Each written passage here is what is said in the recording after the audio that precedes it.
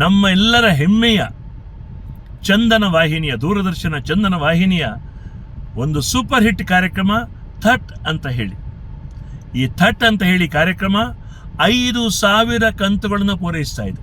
ಈ ಸಂದರ್ಭದಲ್ಲಿ ಒಂದು ವಿಶೇಷವಾದ ಕಾರ್ಯಕ್ರಮ ಅಕ್ಟೋಬರ್ 11ನೇ ತಾರೀಕು ಬೆಳಗ್ಗೆ 11 ಗಂಟೆಗೆ ಬೆಂಗಳೂರಿನ ಹೆಬ್ಬಾಳ GKVKಯ ಬಾಬು ರಾಜೇಂದ್ರ ಪ್ರಸಾದ್ ಸಭಾಂಗಣದಲ್ಲಿ ನಡೆಯಲಿಕ್ಕಿದೆ. ಈ ಕಾರ್ಯಕ್ರಮ ಎಲ್ಲ ರೀತಿಯಲ್ಲಿ ಯಶಸ್ಸನ್ನು ಕಾಣಲಿ ಅಂತ ನಾನು ಹಾರೈಸ್ತಾ ಇದ್ದೀನಿ.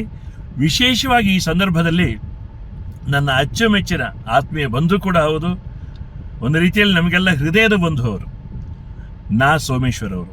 ಈ ಥಟ್ ಅಂತ ಹೇಳಿ ಕಾರ್ಯಕ್ರಮದ ರೂವಾರಿ, ಸರಳತೆ ಸಜ್ಜನಿಕೆಗಳ ಸಾಕಾರ ಮೂರ್ತಿ, ಜ್ಞಾನದ ನಿಧಿ. ಅವರಿಗೆ ನಾನು ಹೃದಯಪೂರ್ವಕವಾಗಿ ಅಭಿನಂದನೆಗಳನ್ನು ಸಲ್ಲಿಸ್ತಾ ಇದ್ದೀನಿ.